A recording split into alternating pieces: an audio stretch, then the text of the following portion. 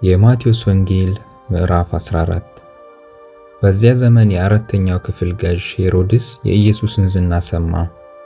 ለሎሌዎቹም ይህ መጥምቁ ዮሐንስ ነው፣ እርሱ ከሙታን ተነስቷል፣ ስለዚህም ኃይል በእርሱ ይደረጋል አለ።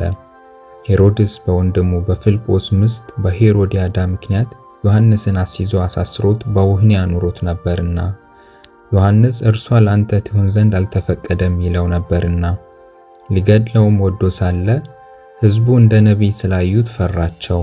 ነገር ግን ሄሮድስ የተወለደበት ቀን በሆነ ጊዜ የሄሮድያዳ ልጅ በመካከላቸው ዘፈነች፣ ሄሮድስንም ደስ አሰኘችው።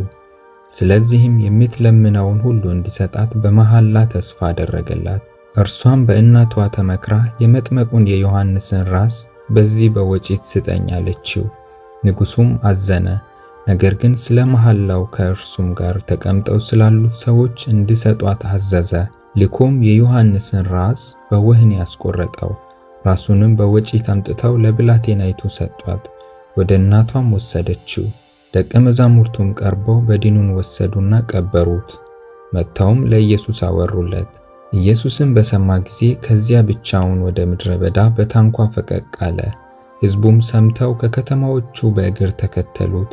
ወጥተውም ብዙ ሕዝብ አየና አዘነላቸው፣ ድውዮቻቸውንም ፈወሰ።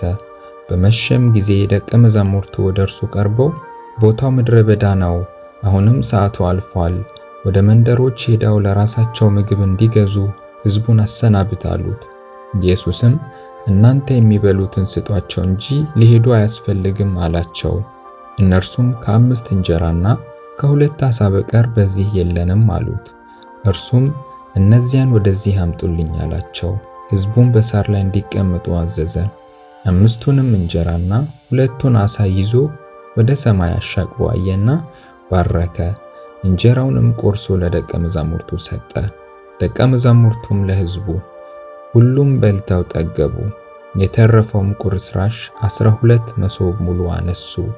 ከሴቶችና ከልጆችም በቀር የበሉት 5000 ወንዶች ያህሉ ነበር። ወዲያውም ሕዝቡን ሲያሰናብት ሳለ ደቀ መዛሙርቱ በታንኳይቱ ገብተው ወደ ማዶ እንዲቀድሙት ግድ አላቸው። ሕዝቡንም አሰናብቶ ይጸልይ ዘንድ ብቻውን ወደ ተራራ ወጣ። በመሸም ጊዜ ብቻውን በዚያ ነበረ። ታንኳይቱም አሁን በባህር መካከል ሳለች ነፋስ ከወደፊት ነበርና በማዕበል ትጨነቅ ነበር። ከሌሊቱም በአራተኛው ክፍል ኢየሱስ በባህር ላይ እየሄደ ወደ እነርሱ መጣ። ደቀ መዛሙርቱም በባህር ላይ ሲሄድ ባዩት ጊዜ ምትሃት ነው ብለው ታወኩ፣ በፍርሃትም ጮኹ። ወዲያውም ኢየሱስ ተናገራቸውና አይዟችሁ፣ እኔ ነኝ፣ አትፍሩ አላቸው። ጴጥሮስም መልሶ ጌታ ሆይ አንተስ ከሆንህ በውሃው ላይ ወደ አንተ እንድመጣ እዘዘኝ አለው። እርሱም ና አለው። ጴጥሮስም ከታንኳይቱ ወርዶ ወደ ኢየሱስ ሊደርስ በውሃው ላይ ሄደ። ነገር ግን የነፋሱን ኃይል አይቶ ፈራ። ሊሰጥምም በጀመረ ጊዜ ጌታ ሆይ አድነኝ ብሎ ጮኸ። ወዲያውም ኢየሱስ እጁን ዘርግቶ ያዘውና አንተ እምነት የጎደለህ ስለምን ተጠራጠርህ አለው። ወደ ታንኳይቱም በወጡ ጊዜ ነፋሱ ተወ። በታንኳይቱም የነበሩት በእውነት የእግዚአብሔር ልጅ ነህ ብለው ሰገዱለት። ተሻግረውም ወደ ጌንሴጠር ምድር መጡ። የዚያ ቦታ ሰዎችን ባወቁት ጊዜ በዙሪያው ወዳለ አገር ሁሉ ላኩ። ሕመምተኞቹንም ሁሉ ወደ እርሱ አመጡ።